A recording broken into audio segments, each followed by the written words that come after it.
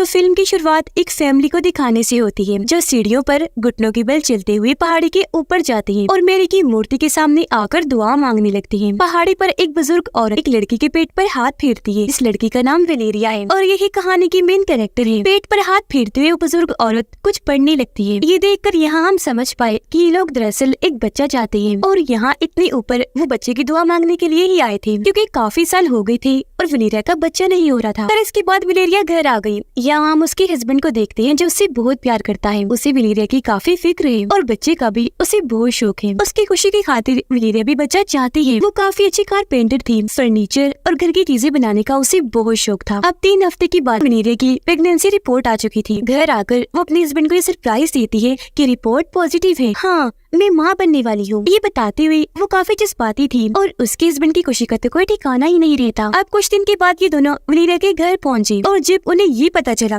कि वेलेरिया माँ बनने वाली है तो जश्न रखते हैं इस खुशी को मनाने के लिए। अब यहाँ उसकी एक बहन भी थी जो वेलेरिया को खास पसंद नहीं करती थी। वो उससे जलती थी। वो उसकी माँ बनने की वजह से ज्यादा कुछ दिखाई नहीं दे रही थी। इसीलिए सब लोग जब खाना खा रहे थे तो वेलेरिया को शर्मिंदा करने के लिए वो सबको वेलेरिया की पुरानी बात सुनाने लगी। कहती है कि एक बार पड़ोसियों ने वेलेरिया को अपना बच्चा संभालने को कहा, लेकिन क्योंकि इसके अपने बच्चे नहीं हैं, तो ये बच्चों को संभालने में बिल्कुल अच्छी नहीं है। इसने उन पड़ोसियों का बच्चा गिरा दिया। बहन की ऐसी बातें सुनना उसे बहुत बुरा लग रहा था, पर वो कुछ नहीं कहती। लेकिन दिल ही दिल में उसे बहुत गुस्सा आता है। जब वेलेरिया और उसके हस्बैंड घर जा रहे थे तो रास्ते में वेलेरिया की नजर एक औरत पर गई जो एक घर की छत पर खड़ी थी। वो लगातार उसे ही घूरे जा रही थी, लेकिन उसका चेहरा ठीक से दिखाई नहीं दे रहा था। इसलिए वेलेरिया उसे काफी हैरत भरी नजरों से देखती है। तभी अचानक से उनकी गाड़ी के पास एक लड़की आ गई जिसे वेलेरिया पहचान लेती है, क्योंकि ये दोनों पहले बहुत अच्छी दोस्ती हुआ करती थी और इतने वक्त के बाद एक दूसरे को देखकर वो बहुत खुश हो जाती है। जिसके बाद वेलेरिया और उसके हस्बैंड घर आ गए। ऐसे वक्त गुजरता जा रहा था। हम साफ साफ देख पाते हैं कि वेलेरिया को अजीब सा महसूस होने लगा था। उसके अंदर अजीब सा डर था, खास तौर पर इस बच्चे को लेकर। इतनी टेंशन में कि उसे नींद नहीं आ रही थी। फिर तंग आकर वो बेड से उठकर खिड़की के पास आकर खड़ी हो जाती है। वो देखती है कि सामने वाली बिल्डिंग पर भी एक औरत खड़ी है जो लगातार वेलेरिया को ही देखे जा रही थी। उसे देखकर वेलेरिया अपना हाथ हिलाती है कि शायद उसे भी नींद न आ रही हो, पर वो औरत हाथ हिलाने की बजाय पूरा जिस्म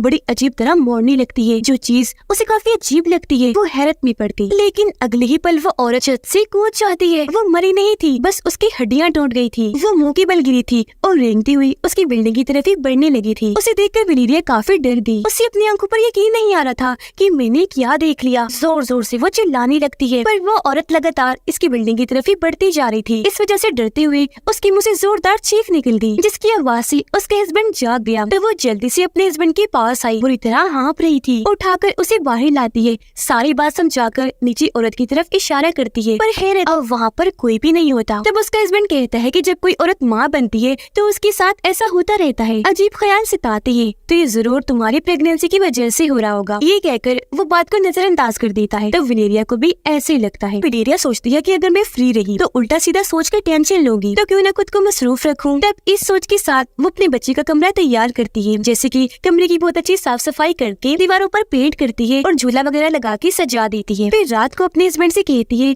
कि आज मेरा सोने का दिल नहीं कर रहा, तो आज आप भी ना सोए, चलिए बातें करती है। तब उसका हस्बैंड ये कहकर मना कर देता है कि नहीं वेलेरिया, बिल्कुल नहीं, तुम्हें सोना चाहिए, पूरी नींद लेनी चाहिए, क्योंकि ऐसे बच्चे पर बुरा असर पड़ सकता है। इतना कहने के बाद वो सोने के लिए लेट गया। इस बात से वेलेरिया का दिल बहुत टूट गया। अपने हस्बैंड और बाकियों के ऐसे बर्ताव से वो परेशान हो गई थी। सोचने लगती है किसी को भी मेरी परवाह नहीं, हर किसी को इस बच्चे की पड़ी है। अब तो मुझे ऐसा लगता है जैसे बच्चा पैदा करना ही मेरी जिंदगी का मकसद है। ये सोचकर वो आज भी नहीं सोती। वो एक फ्लैट में रहती थी। जब लेटी तो एक आवाज की वजह से उसकी आंख खुल गई, इसीलिए वो नीचे आई। पर जब उसे कुछ ना मिला तो घर से बाहर आकर चेक करने लगी। वो अपनी बिल्डिंग के नीचे वाली बिल्डिंग पर थी, जहाँ हम देखते हैं कि वो औरत जो छत से कूद गई थी, जिसकी हड्डियां टूट गई थी, वो रेंगती हुई तेजी से उसके घर के अंदर घुस गई, जिसके बाद दरवाजा जोर से बंद हो गया। दरवाजे की आवाज सुनकर वेलेरिया काफी डर गई। जल्दी से अपने घर के बाहर आकर दरवाजा पीटने लगती है। आवाज से उसके हस्बैंड की आंख खुल गई। उसने दरवाजा खोला तो वेलेरिया जल्दी से अंदर आकर चेक करने लगी। उसे घबराया हुआ देखकर उसके हस्बैंड पूछता है कि क्या हुआ, कहाँ गई थी तुम और इतनी घबराई हुई क्यों हो? तब वो बताती है कि जब मैं बाहर थी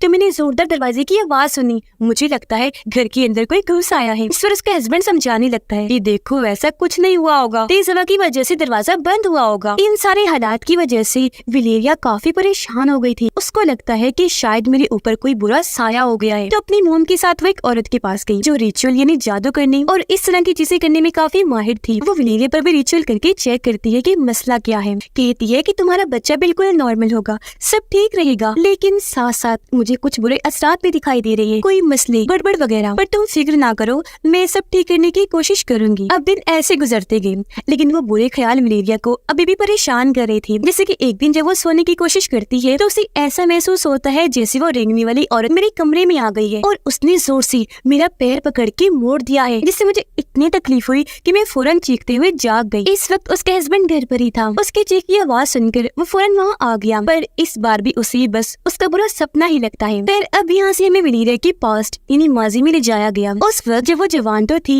लेकिन उसकी उम्र कम थी। उस वक्त वलेरिया और उसकी वो दोस्त जिसे सड़क पर मिली थी वो काफी अच्छे दोस्त हुआ करती थी, बल्कि दोनों एक दूसरे को प्यार करते थे, हमेशा एक दूसरे का साथ निभाते थे, कुछ भी करना होता एक साथ करते थे। अब प्रेजेंट टाइम इन्हीं मौजूदा वक्त में वलेरिया खुद को कमजोर समझ रही थी, इसीलिए अपने उसी दोस्त के पास जाती है क्योंकि वलेरिया उसे बहुत याद कर रही थी। ये दोनों रात में भी दोनों साथ ही थी, पर ये सब कुछ वलेरिया अपने हस्बैंड से छुप कर रही थी। अब अगले दिन वलेरिया के मॉम डैड उसे घर पर बुलाते हैं क्योंकि उसके मॉम डैड और बहन कहीं जा रही थी और क्योंकि बच्चे घर में अकेले होंगे तो वलेरिया को यहाँ पर वो छोड़ते हैं ताकि वो बच्चों का ख्याल रख सके। अब घर में 2 बच्चे और बस वलेरिया थी। हालांकि वलेरिया उनकी आंट थी, लेकिन फिर भी वो उसे काफी बदतमीजी से बात करती है, उसका मजाक बनाती है और काफी बुरा बर्ताव करती है। ये सुनकर वलेरिया को गुस्सा तो बहुत आया, लेकिन वो इन्हें कुछ कह भी नहीं सकती थी, इसलिए वो बेचारी किचन में जाकर रोने लगती है। वो जब रो रही थी तो वही औरत उसे दोबारा देखी जो फिर से अजीब तरह से हिल रही थी, जिससे वो इतना डर गई कि फौरन बच्चों की तरफ भागने लगती है। बच्चों को जल्दी से लेकर वो ऊपर वाले कमरे में आ गई, उन्हें बेड पर लेकर बैठ जाती है। वो काफी डरी हुई थी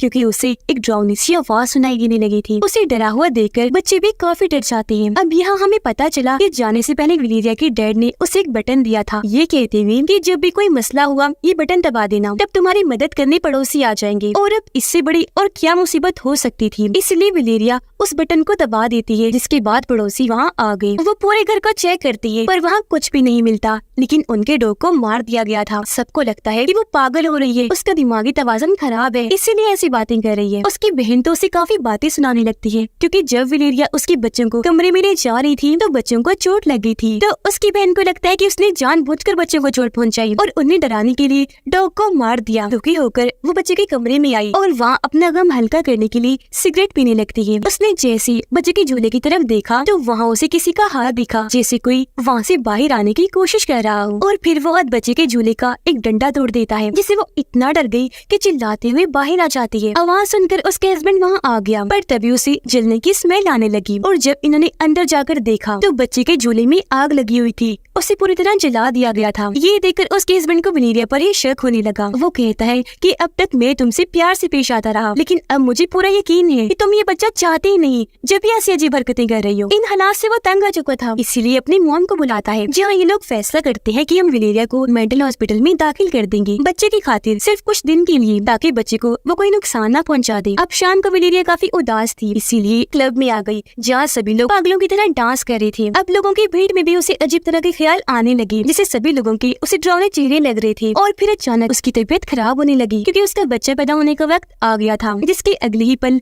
हम उसे हॉस्पिटल में देखते हैं जहाँ वो एक बच्चे को पैदा करती है। वो बिल्कुल सही सलामत पैदा हो गया था। इस बारे में उसके हस्बैंड को बताया गया तो वो फौरन वहाँ आ गया और बच्चा पैदा होने से वो बहुत खुश हो गया था। कुछ दिन के बाद दिखाया गया कि ये अपने घर आ गए हैं, लेकिन यहाँ नोटिस करने वाली बात ये थी कि वलेरिया की निस्बत उसके हस्बैंड बच्चे की देखभाल ज्यादा कर रहा था, यहाँ तक कि वो बच्चे का चेहरा तक नहीं देखती थी, क्योंकि ये सच था कि वो बच्चे को चाहती ही नहीं थी। एक रात जब वो घर थी और उसके हस्बैंड काम पर था तो बच्चा बहुत ज्यादा रो रहा होता है, लेकिन वो तो बच्चे को उठाती तक नहीं, उल्टा उसका रोना वलेरिया को परेशान कर रहा था। वो उकता गई थी, गुस्से में जोर जोर से सांस लेने लगी, आवाज सुनने से बचने के लिए चेहरे और कानों पर कपड़ा कर लेती है। उसे ये ख्याल नहीं था कि बच्चा भूख से रो रहा होगा और उसे कुछ खिला दूं। ये तो दूर की बात, वो तो उसे गोद तक में नहीं उठाती। बच्चे का रोना उसे पागल कर रहा था, उसके कानों में तकलीफ हो रही थी। फिर ये तकलीफ बढ़ते बढ़ते उसके पूरे जिस्म में फैल गई। उसकी कमर की हड्डी अपनी जगह बदलकर हिल रही थी और अजीब तरह से बाहर उभरने लगी। अब चीजें कंट्रोल से बाहर हो रही थी,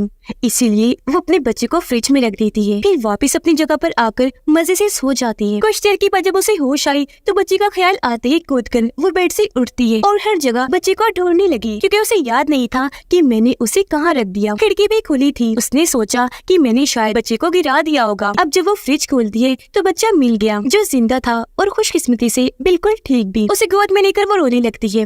उसे इस बात का एहसास हुआ कि मैं अपने कंट्रोल में नहीं हूँ और चीजें दिन ब दिन खराब होती जा रही है। वो इस बारे में अपने दोस्त को बताती है और ये दोनों बच्चे को लेकर उसी औरत के पास जाती है जो जादू मंत्र करने में माहिर थी, जिसके पास वलेरिया पहले भी आ चुकी थी। जब ये वहाँ पहुँची तो अब की बार 4 औरतें मिलकर उस पर रिचुअल करने लगती हैं। वो बच्चे को बांधकर वलेरिया का मुंह पानी में डुबो देती है, जहाँ वलेरिया एक अलग ही दुनिया में पहुँच गई, यानी जंगल में। जंगल में आगे बढ़ने पर वो वहाँ बड़ी ही अजीब औरतों को देखती है जिन्होंने कपड़े नहीं पहने थे और वो अपने जिस्म को अजीब तरह से झुका रही थी और मोड़ रही थी। वो धीरे धीरे वलेरिया की तरफ बढ़ने लगी और उसे पूरी तरह पकड़ के जकड़ लेती है। फिर जैसे उन्होंने छोड़ा, वलेरिया एक खाली कमरे में पहुंच गई, जहां उसे कोई खड़ा हुआ देखा और ये और कोई नहीं बल्कि वही साया, वही औरत थी जो हमेशा उसे बुरे ख्याल दिखाती थी, जिसका नाम बोन वुमेन था। वो अपना सर मोड़ती है तब वलेरिया देखती है कि ये तो मेरा ही कोई दूसरा रूप है जिसने खुद को कपड़े में लपेटा हुआ था। तभी अचानक वहाँ आग लग गई, जिसमें उसका दूसरा रूप पूरी तरह से आग की लपेट में आ गया और वो जलकर वही खत्म हो जाती है। इसी के साथ वलेरिया की आँख खुल गई थी, जहाँ वो सारी सच्चाई जान गई थी और अब वो दिल से अपने बच्चे को प्यार करती है, उसे चूमती है। इसके बाद वो घर आ गई, पर यहाँ हमें पता चला